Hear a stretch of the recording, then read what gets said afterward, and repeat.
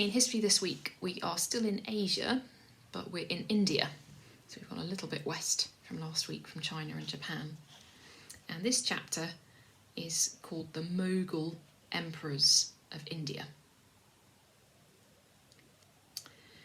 The Manchu emperors who ruled China believed that they had conquered the most important country on earth. The battling kings of Europe who fought the 30 Years' War believed that their kingdoms were the centre of all civilization.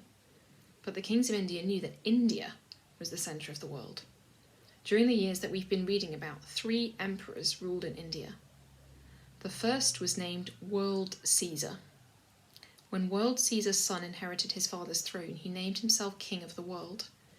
And when King of the World's son became king, he gave himself the proudest name of all, Conqueror of the World.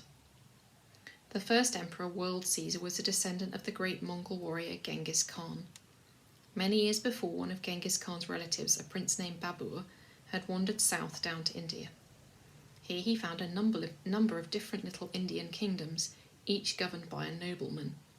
Babur conquered these little kingdoms and united them all together into one Indian empire. For many years, India was ruled by Babur's sons, grandsons, great-grandsons, and great-great-great-great-grandsons. This family of kings was called the Moghul dynasty, because its kings were descended from the Moguls. World Caesar, whose Indian name was Jahangir, was just as ruthless as his great ancestor Genghis Khan. When he suspected that his father's best friend was plotting against him, he ordered the man murdered. Every Tuesday he held court at his palace and sentenced anyone who'd broken his laws to be crushed by elephants or beheaded. And he put the heads of the condemned on special towers along the main roads of his empire as a warning to others. But although Jahangir was cruel, he was also a clever and thoughtful king. He knew that India would grow richer if it could encourage more and more English traders to sail to its ports and trade for silks and spices. So he signed a trade treaty with James I, the King of England, allowing Englishmen to enter all Indian ports in safety.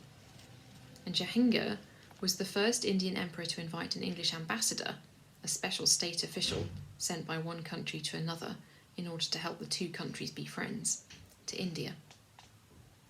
The English ambassador was amazed by the riches in Jahangir's court. He wrote back to James I describing the gold, jewels, silver and exquisite paintings found in the palace. He described in amazement the enormous celebration held on the birthday of Khurram, the emperor's favourite son. On this day, Khurram was dressed in gold and jewels and was seated on one side of an enormous pair of golden scales. Courtiers heaped bags of gold, jewels, spices, corn and butter on the other side of the scales until they'd measured out the weight of the prince in goods. Then the goods were all given away to the poor. When Jahangir died, Khurram became emperor. As emperor, he was given a new name. Just as his father Jahangir had been known as World Caesar, Khurram would now be called Shah Jahan, or King of the World. As soon as Shah Jahan became king, he made sure that everyone knew he was just as powerful as his father. He ordered all rivals to the throne, including his own brothers, put to death. When he learned that some of the towns at the far edges of India were preparing to rebel against his rule, he set off himself to fight against the rebels. He spent years strengthening his control over India. The King of the World didn't reign alone. His wife, Mumtaz Mahal, had already borne him 13 children. Now she travelled with him everywhere, helped him govern his kingdom, and worked with him to plan out his military campaigns. She kept his seal, the sign of his authority, and every decree that he made went to her to be approved. But only 3 days after Shah Jahan became king, tragedy struck him. He was travelling to a battle with Mumtaz and his army when Mumtaz grew ill and died. Shah Jahan's hair turned white from grief. He cried so much that he ruined his eyesight and had to wear glasses for the rest of his life. He spent 2 years mourning his wife.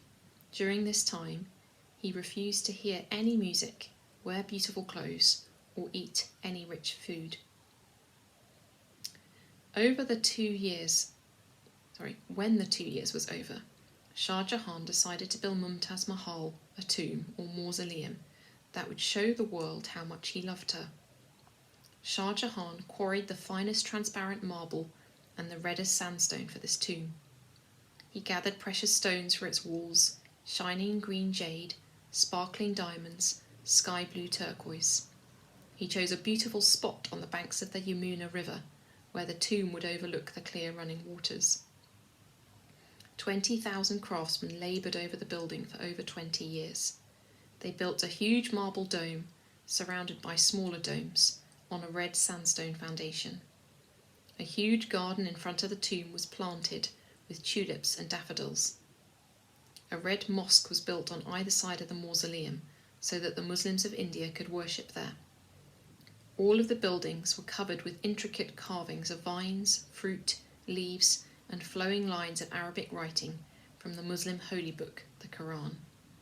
The flowers and vines were inlaid with jewels, sometimes as many as 50 jewels in a single flower. Now, I'm wondering if any of you have guessed what the name of this building is and whether you recognise it.